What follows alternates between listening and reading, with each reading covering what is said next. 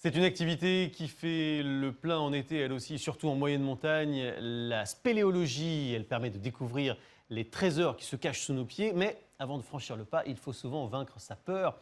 C'est toujours un peu angoissant de s'enfoncer dans une grotte.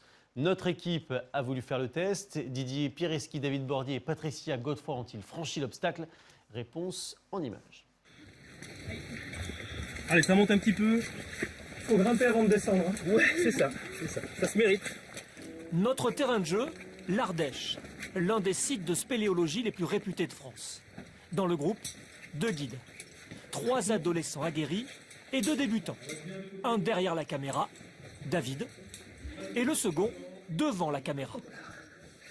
Alors pour info, puisqu'on commence, je suis pas vraiment claustrophobe, mais pas non plus très à l'aise dans les petits endroits, les ascenseurs. On va voir ce que ça donne. Notre guide affirme que c'est faisable chaque année. Il accompagne des clients débutants sur ce parcours. Ça va être la séquence un petit peu émotion. Tu t'assois dans ton baudrier et tu te retiens. Première difficulté, une descente en rappel d'une vingtaine de mètres. Nous sommes partis pour 3 heures d'exploration souterraine. Chaque galerie est un tableau, étonnant parfois, comme ce plafond qui semble tapissé d'or. C'est l'humidité de la grotte. C'est de l'eau de condensation, c'est des gouttelettes qui vont se former sur la roche. Et puis à l'intérieur de ces gouttelettes, il y a des bactéries qui vont se développer. La protection de ces zones... Au fil du parcours, nous observons des stalagmites, des concrétions, des gours. La spéléologie a son vocabulaire propre et son utilité. C'est à la base une science. Les premiers qui sont en sous terre, c'était pour étudier le milieu souterrain. Et le spéléologue, il contribue à toujours apporter des renseignements aux scientifiques. Il y a 7500 licenciés en France, auxquels s'ajoutent 15 000 pratiquants. Pour eux, la spéléologie est surtout un plaisir.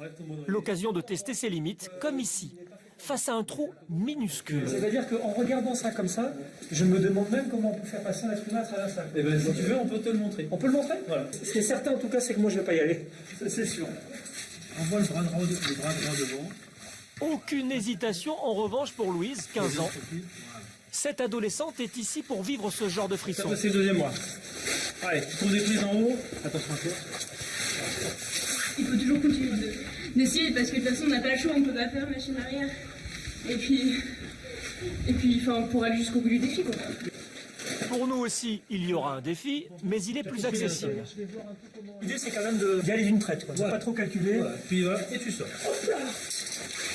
Ah ouais, c'est trop bien quand même. Ça passe bien. Et jusqu'ici tout va bien. Ne manque plus qu'un dernier effort pour remonter à la surface. Tout le monde est au rendez-vous, même nous, les débutants. Je crois que là, ça y est, on est vraiment sur la fin du parcours. Voilà, ça nous a pris 3 heures entre le moment où on est rentré dans ce premier puits et maintenant, pour la sortie avec un spectacle super.